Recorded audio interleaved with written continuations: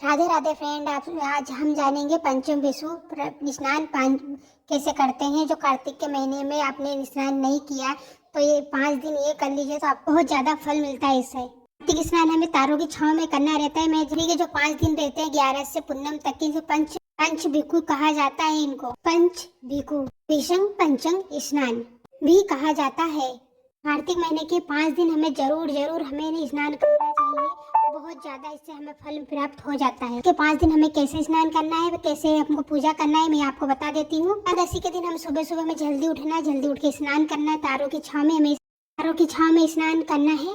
आपने पथवारी बना रखी है तो हम के पास और पथवारी के पास ही हम पूजा कर लेंगे। अगर आप पंच भिखु का स्नान कर रहे हैं तो आप तुलसी जी पास ऐसे पूजा कर सकते हैं, दिया दान कर सकते हैं। और अगर आपके पास तुलसी नहीं है तो घर के मंदिर में पूजा करें, जहाँ हम रोज पूजा करते हैं वहीं पे पूजा, यहाँ पर भी पंच भिखु पूजा कर सकते हैं। पंच भिखु बजमंग दोनों एक ही है, आप कंफ्यूज मत होइएगा। 5 दिन हमें इसी प्रकार पूजा स्नान करना है। आप सुबह तारों के छांव में जल्दी स्नान कर लीजिए। मंदिर में या तुलसी पास हमें एक नॉर्मल दीपक लगाना है, घी का दीपक लगाना है, और एक दीपक हमें सरसों का तेल का लगाना है। वो सिर्फ सरसों का तेल का ही रहेगा।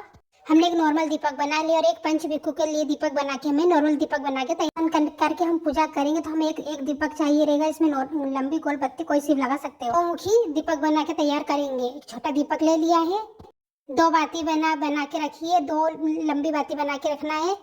चौमुखी हमें दिया बना के तैयार करना है। मुखी जो दिया लिया जाएगा उसमें सरसों का ही तेल हमें यूज डालना है। दिए बनाकर तैयार कर ले। हमें पंच मुखी करना है तो हमें और भी सामान लगेगा। देख लेते हैं कौन कौन सा सामान लगेगा। सबसे पहले हमें आंवला लेना है। अगर आपके पास कद्दूकस करा सूखा आंवला है तो आप वो ले लीजिए, या तो फिर से बारीक बारीक काट लीजिए एकदम ओनिया नहीं तो फिर आप इसका कद्दूकस कर सकते हैं। हमें थोड़ी सी राई लेनी, जो किचन में काम करते हैं उन्हें हम रोज मसालों में डालते हैं, उन्हें पता ही है कि राई क्या होती है, वो अच्छे से पहचानते हैं। तो हमें थोड़ी सी राई लेना है। उसके बाद हमें कद्दूकस करा सूखा वाला नारियल लेना। अगर आपके पास नारियल हमें कद्दू का सूखा वाला नारियल लेना है। ये बहुत ज्यादा शुभ होता है, इससे हवन भी बहुत अच्छा होता है, बहुत ज्यादा शुभ माना जाता है इसको। नारियल आप चाहे तो ले सकते, नहीं तो सबसे ज्यादा मेन हमें आंवला और राई जरूरी है। चाहे तो तीनों सामग्री को मिला के रख दीजिए। हमें सामग्री हम पहले ही बना के रख देंगे। पंच भिखु की पूजा शुरू करेंगे।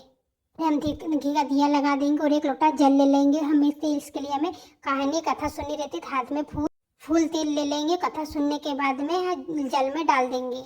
कथा सुनने के बाद में हम चौमुखी दीपक जला के दीपक लगाने के बाद में पंच विशु का छोटा सा हम हवन करेंगे। दिया को जला लेना, फिर हमें हवन करना है। मंत्र कौन सा बोलना है मैं आपको बताती हूँ। हमने हवन सामग्री बनाई थी वो हाथ में ले दिया कि इस प्रकार से घुमा के हमें चारों ओर घुमा के हमें बोलना है। इस प्रकार से घुमाते हुए बोलना है। पुनो नहाई परमा नहाई 5 रतन तीरथ पंच भीखा नहाई। टका मेरी गाट में सुनियो रघुराई आधे का लाई आंवला आधे की लाई राई दामोदर सावरा जिसने सृष्टि रचाई। राजा के घर उतरी पुत्री बनकर, राजा ब्याह कर लाया रानी बनकर बनाई।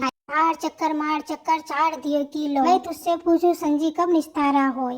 अब आवे कार्तिक का महीना तब निस्तारा हो। हाथ में लिया तो सामग्री वो दिए में डाल देंगे और हाथ जोड़कर नमस्कार करेंगे।